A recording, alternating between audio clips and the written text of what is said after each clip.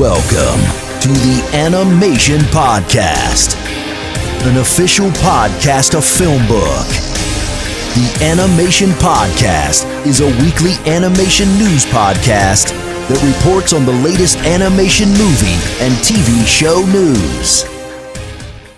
All right, I'm late, I get it. I had a whole week's worth of work that really just kicked me straight to the curb, and I'm foolishly trying to put together a play right in the middle of holiday season. I don't know why I would do that.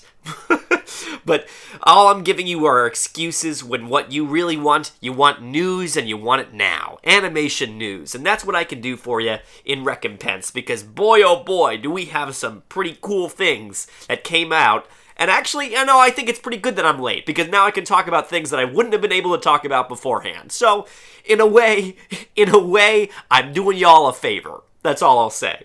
Hello, everyone, and welcome to the Animation Podcast, a weekly podcast about all things animation brought to you by FilmBook. My name is Ephraim. If you are tuning into the Animation Podcast for the first time, what I do on this podcast is discuss the current week's animation news.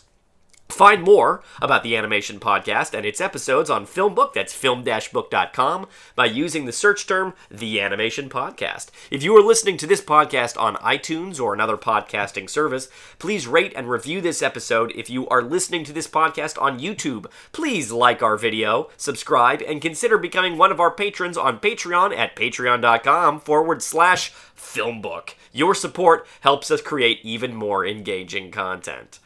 All right, so I've aired my grievances. I'll give you some top news stories today, and we'll try and get past my lateness here, huh?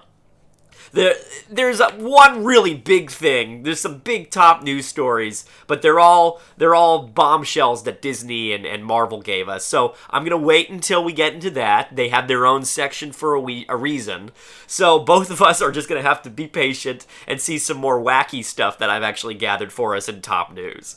So, it doesn't seem all that long ago when I first started analyzing the Diary of a Wimpy Kid movie trailer, because it literally wasn't all that long ago. I think that was maybe like two weeks ago.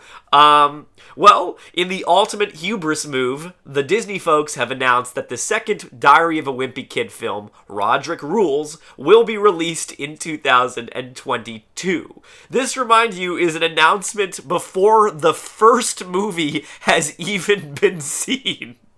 That's how confident they are in this intellectual property. And, I don't blame them. This book has had such unbelievable staying and selling power, this series.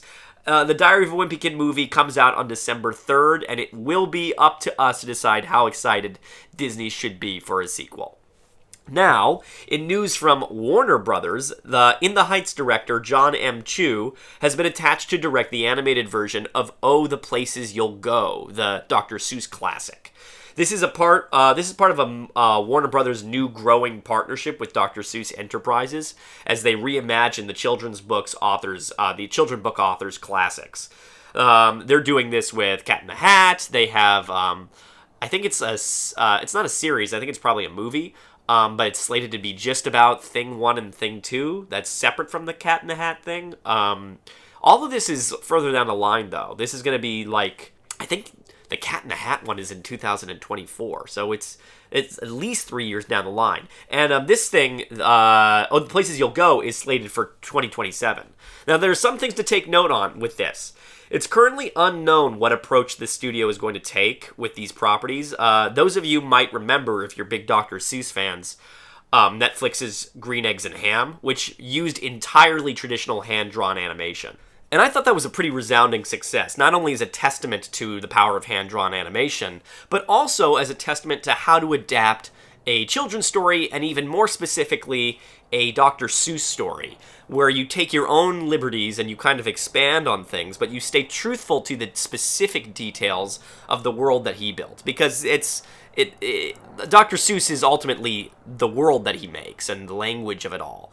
And also, I loved the hand-drawn animation. This is its own tangent for another thing, but I don't think we see enough of that. I'm not saying everything has to be that now, but it would be really cool if we saw more of it, because it's really, really impressive. Okay, that's to say, Because the fact that Oh, the Places You'll Go has such a far-off release date, that could be a hint that we might be seeing something like hand-drawn animation again, which would be exciting. Our biggest clue will likely come from in the form of what the new Cat in the Hat movie looks like when we start seeing stuff for that in 2024. Another interesting thing to consider is the fact that this film is being produced by Bad Robot, J.J. Abrams' production company. I think this is the first time the company has ever done a feature-length animated movie. I know they've done some animation before, but I don't think it's ever been a feature-length. Abrams is slated to produce the film, as well as Hannah Magella. She's Bad Robot's head of motion pictures. And look, this is one of... I'm going to be protective, but I'm also going to be biased. Oh, the Places You'll Go is my favorite Dr. Seuss book. And I'm sure it is with many of you. So I'm particularly kind of interested in what they're going to do with it. It's not totally clear to me how they would make it into kind of a coherent narrative, but the set pieces are all there. All the places that he goes are places that they could go. And the story beats are also, they're all there. Like, the story beats are he has kind of peaks and valleys as he goes on the journey or the adventure. So who knows what it'll be? Like, I don't know what the character is going to be.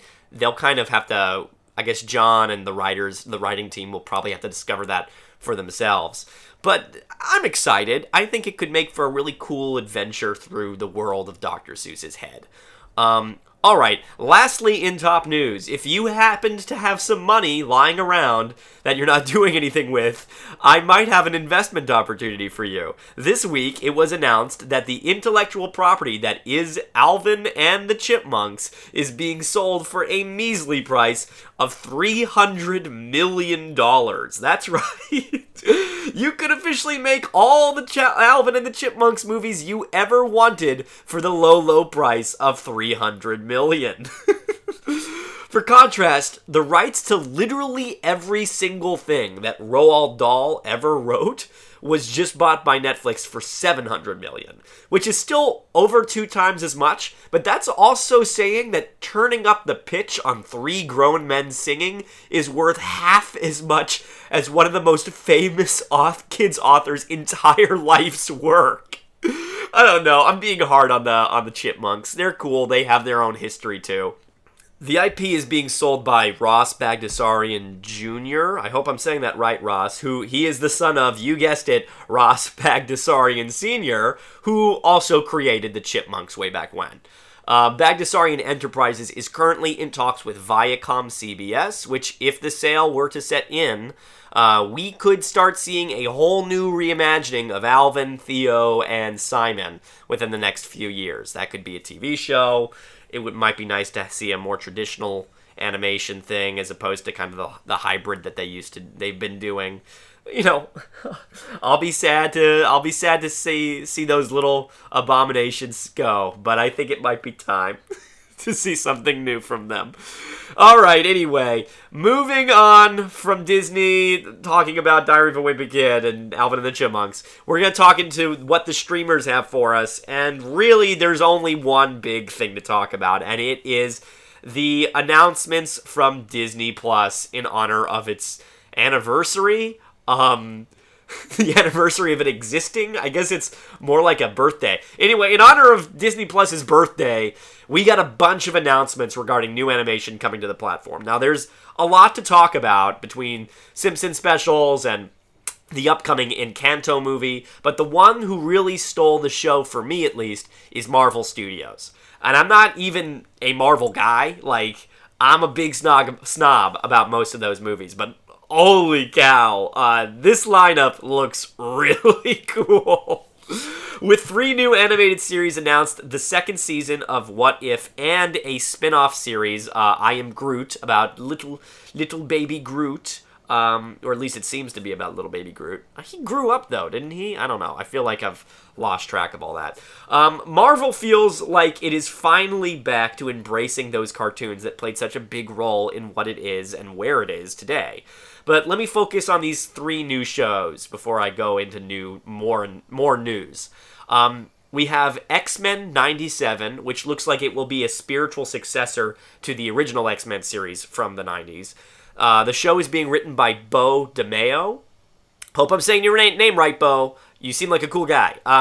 Who you may know him from his recent work on the Witcher animated movie. He also wrote some of the live-action Witcher, as well as he's done several shorts for League of Legends, another thing that I don't really care for a lot of the times, but I do like how this one looks. Wow, I am really alienating my audience today.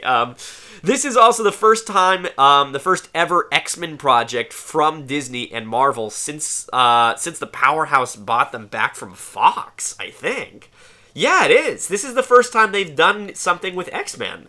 So this is going to be a sandbox of new opportunities and possibilities for the franchise, as we have yet to see what Marvel can do with some of its arguably most popular characters now that they have these years of fine-tuning and a cinematic universe under their belts.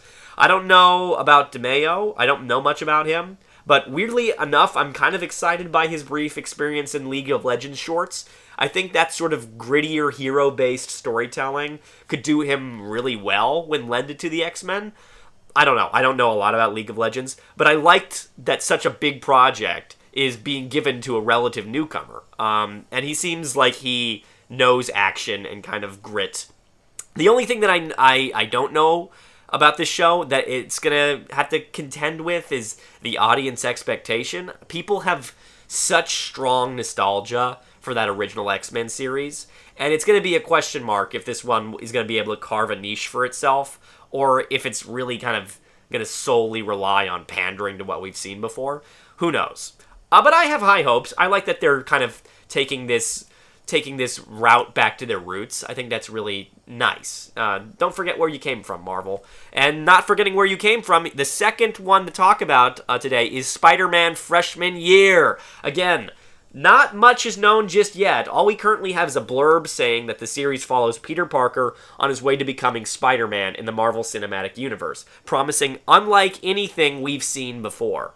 The show is written by Jeff Trammell, and it is said to be stylized to celebrate the character's very early comic book roots. If you recognize the name Jeff Trammell, you're likely an early teenager watching pretty much any of the cartoons being made for you right now, as this man has writer's credits on Owl House, Amphibia, and Craig of the Creek. He's also done some others. He's worked a lot. He's done some stuff, which I think is a very, very cool sign. The fact that the blurb specifies this show is going down the route of early comics, one could theorize that this is more of a slice-of-life kind of Spider-Man. He's younger, he's figuring out how to use his powers, the stakes aren't as high as they might be in other incarnations. That was what originally kind of excited me so much the first time we had the Far From Home and Homecoming and the Tom Holland incarnation of Spider-Man. And not to say that they didn't do those well. I thought those were very good movies, but I did kind of want more of Spider-Man being just a guy, you know? I think there's so many times where they just put the world on his back. And, you know, he was built off of... I remember somebody said this, like, way back when they wanted to talk about, like, how he couldn't afford to buy the chemicals to make the web fluid, so he had to, you know, deliver pizzas. Like, I kind of miss that. Maybe I just like Tobey Maguire's Spider-Man a lot, but I miss seeing that young kind of slice of life Spider-Man. And I've always found a lot of joy in shows and movies that found stuff like that, that explored that kind of the day in the life aspect of superheroes. So I think Spider-Man Freshman Year could be just that. I'd say this is one that I'm most excited for, but if you've seen the Disney Direct and you know who I am, then you know what I'm about to say next, because the third show is Marvel Goddamn Zombies, baby! Christmas came early for me this year. After testing the waters with an episode of What If, we are getting an entire Marvel Zombies animated series directed by Brian Andrews and written by Marvel Comics' very own Zeb Wells. I don't have to go too far into my own love of the comic series, since I went on and on and on about it during my Halloween episode, but just know I have been saying that this would make such a good TV show for years, and this team looks like it is shaping out so very nicely. Andrews has experience working in the art department for Genndy Tartakov's Primal and Samurai Jack, and he's also done a lot of Marvel's more visually ambitious films like Doctor Strange. And Zeb Wells is not only the writer who gave us some of the most nuanced takes on, like, really kind of zombie-esque disturbing characters like Carnage, but is also a television animation writer with a background in comedy, which I think is really cool and important, since if you remember, the zombie comics were also, like, fun and a little goofy sometimes. And I'm glad that it doesn't look like they're going to take themselves too seriously, but seriously enough that they are going to honor what the story is. I'm currently not a Disney Plus subscriber. I'll admit to that. This is a whole episode of truths coming from me. But when this show comes out, I think I might very well have to chalk up my cash. Okay, so enough with Disney. I'm gonna move on in just a bit, but maybe this ought to be in animation around the world. I don't know. But this week, Netflix released the first trailer to its new animated family feature, Back to the Outback. Movie that accomplishes the impressive feat of ripping off both Madagascar and The Wild, a movie made for the sole purpose of ripping off Madagascar. Wow, I can't believe I wrote that down. Ugh. The film centers around a group of little Australian animals deemed very super deadly by their human captors, escaping a wildlife preservation to get back to the outback. The cast includes Tim Minchin as the celebrity. He's a celebrity animal who doesn't want to leave. A koala named Pretty Boy, a la Madagascar. And Isla Fisher plays Maddie, Pretty Boy's foil, who is a sweet and optimistic snake who sees a better life outside of captivity. Also, Madagascar. These are the same character beats. Other cast members include Eric Bana, Miranda Tapsell, Angus Emery, Guy Pearce, Jackie Weaver, and Keith Urban. Wow. Okay, Keith. Maybe I am excited for this. From the trailer, it seems like your kind of standard animal escape, family-friendly fare. It'll probably recycle plenty of those story beats that we've seen before, but look, it's harmless and it's fun. None of those jokes really landed with me, but the animation is nice enough to look at, and I appreciate the opportunity to see some animals that I'm not as familiar with in one of these movies, as opposed to your lions, your elephants, your giraffes. So the movie comes out on December 10th. Check it out on your local computer screen. Alright, we're moving into anime and news trailers. I guess the entirety of New York City has come to arrest me because of my take on Out to the Outback. Okay, I'm pausing this right now. I don't know what that was. I don't know what that was, but here I am. I'm back with some anime news for you. Netflix has unveiled their slate for the upcoming year in anime. We've got some shows that you probably already know. JoJo's Bizarre Adventure Part 6 Stone Ocean is coming out on December 1st. Egretsuko Season 4 is coming out December 16th. Let's see. We have Ultraman Season 2 is coming spring of next year, as well as the 7 Deadly Sins Grudge of Edinburgh, which is a 2-part film, actually, and that's coming out. They don't have a month for that, but it is coming out in 2022. But we have some new shows and movies that are going to be kind of exciting, too. We have The Orbital Children, that's January 28th, 2022, Tiger and Bunny. Oh, that's Season 2. All right, there was already a show for Tiger and Bunny. That's coming out in April. Kotaro Lives Alone. That one seems to be, they're kind of hyping up about. It seems like it's, I don't know this one, but it seems like it's just a little boy who's who's kind of living by himself. I can't really tell from the trailer. There might be some more research to be done on this one. I can talk about this more later. But there's Kakagurui Twin. That's August 2022. Exception, that comes out on... again, no date on that one. The big one that could be exciting for most of you guys is Ghost in the Shell, SAC 2045. No date on that one, but it is coming out next year. And so if you have any Ghost in the Shell fans, this could be good. This could be good for you, gang. Okay, let's see. I'm already running behind.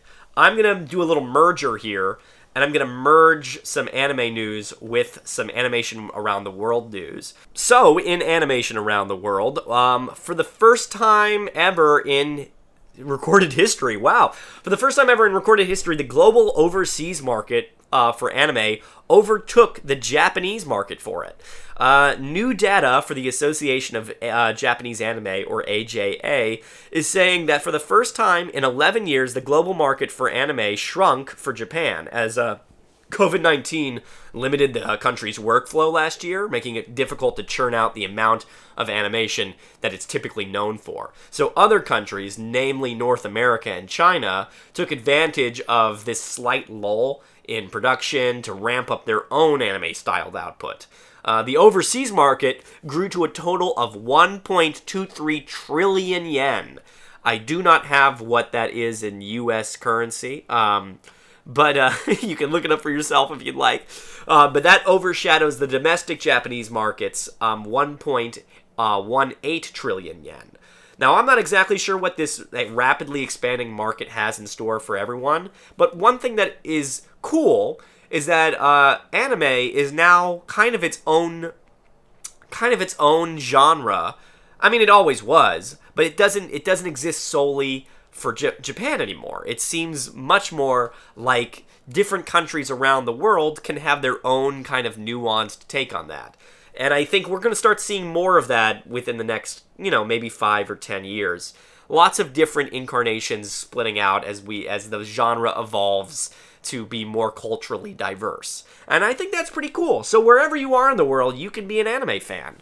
And lastly, in animation news around the world, in my continued campaign of talking about how Flea is going to take over the world of foreign animation, this week we got the nominees for the 34th Annual European Film Awards. And what do you know? Flea is nominated for Best Animation and Best Documentary. It is nominated for both. On top of that, in a first for the award ceremony, the Academy has nominated 5 feature films in the animation category. Usually they stick with just 3 or 4, but this year was pretty good for animation, so they're doing both. They also are probably playing catch-up, because I think they missed last year. Don't take that as gospel from me, though. I don't know. But the 5 nominated films are as follows. The Ape Star, directed by Linda Hambach.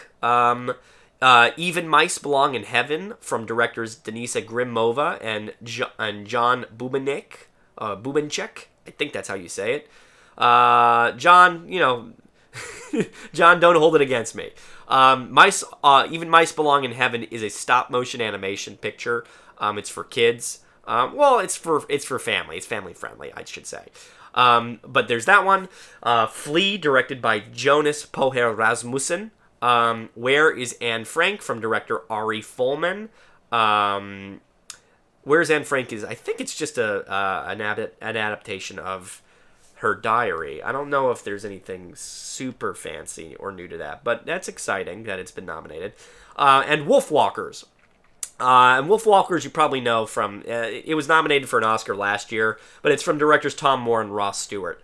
Flea seems to be the favored winner out of these 5, though it should be noted that because it is nominated for both categories, it runs the risk of splitting its votes and losing in both, in which case, Wolfwalkers would likely be the victor. The award ceremony can be seen on December 10th, so we'll just have to wait and watch. That is it for animation around the world. I do not have any home video or digital HD releases, I'm afraid, this week. I really should look for more information on. You know what? I think there's actually one. Let me see. You know what? I stand corrected. Once again. If you are a fan of Mushoku Tensei, Jobless Reincarnation, the anime's Blu-ray disc that came out is going to include an unaired episode, the mysterious episode 16. Well, if you're excited, you can watch that on March 16th of next year, and they have some pretty cool new poster art, it seems. But that's all I got for you. That's all I got for you regarding DVD and home digital releases, I'm afraid. Maybe next, maybe as we get closer to the holiday season, we'll start seeing some more exciting releases. They usually do that. But moving into our film review for the week, this is the third film review that I will be doing for the Animation is Film Festival, and per comment suggestion, it will be Nahuel and the Magic Book.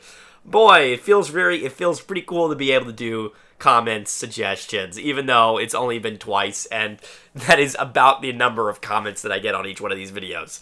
I like that somebody's watching and saying something, so keep them up. It means a lot to me. It means a lot to the website, and I hope that I can fulfill these. So, general information on Nahuel and the Magic Book. It's a Chilean-Brazilian coming-of-age fantasy. It's directed by German Acuña Delgadillo. I hope that's it.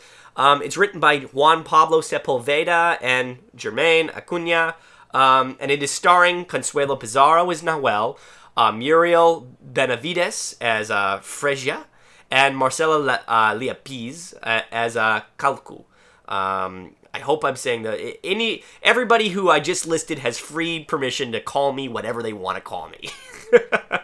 Now, let me move into it. Nahuel and the Magic Book is the kind of movie I know I would have been crazy about as a kid. I mean it. And I mean that in the best way possible. No disrespect at all. Its characters are likable and easy to connect to. Its animation is smooth and really pleasing to the eye. And its world is fantastical and complex, as though the film itself only scratches the surface of it.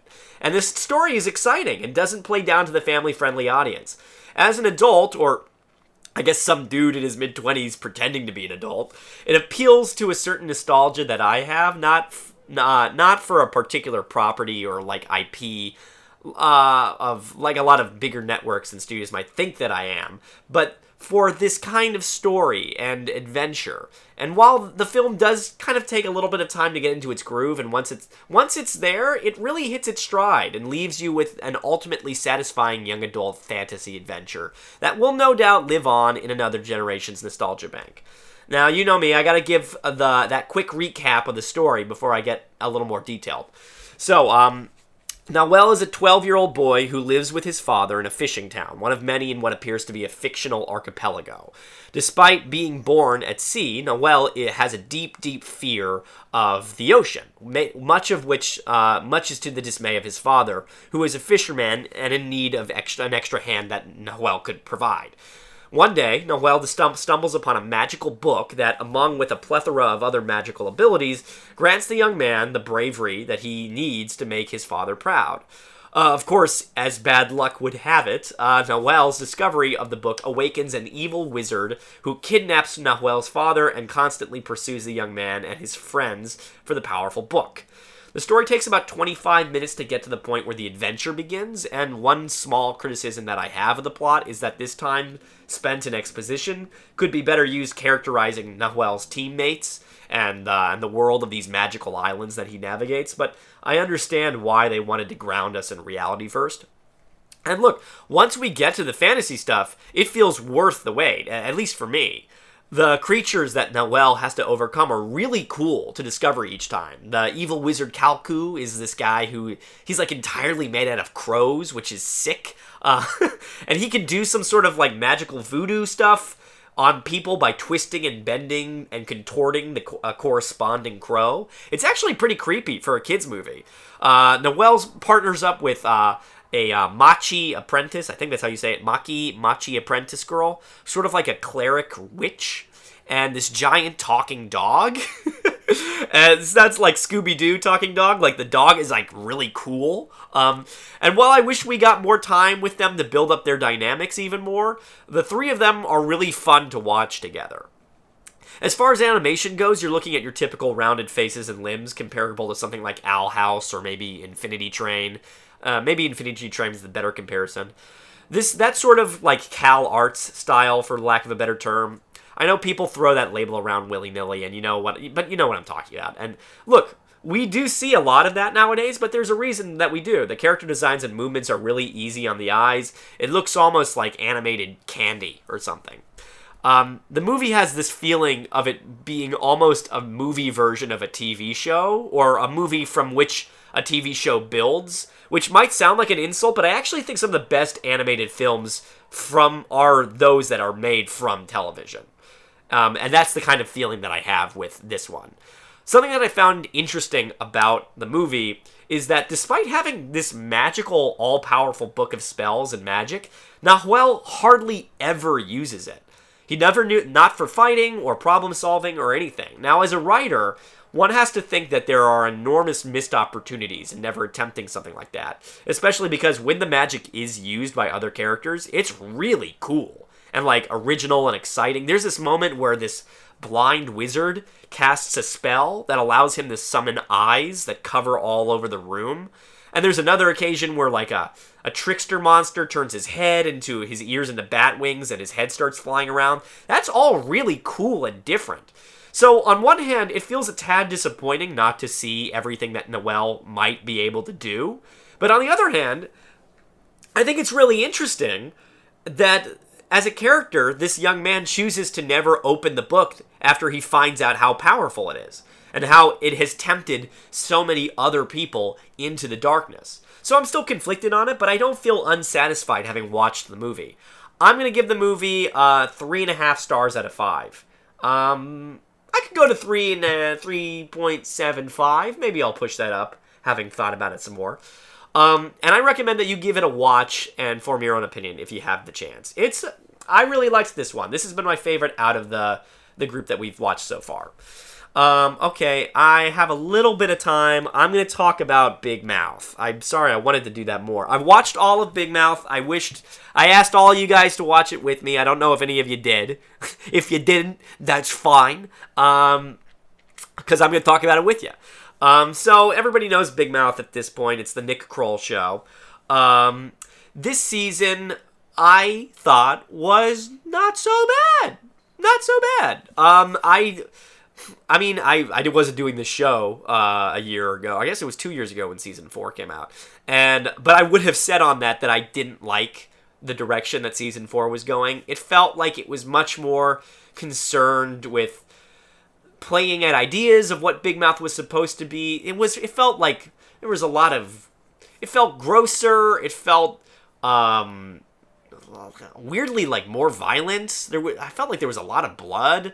And it felt like they were always doing songs. And I used to love the songs in Big Mouth. I really did. It felt like they found out that people liked the songs, and then they realized, oh, there has to be one in like every episode. They didn't do it in every episode, but it felt like there were so many, and I couldn't remember any of them.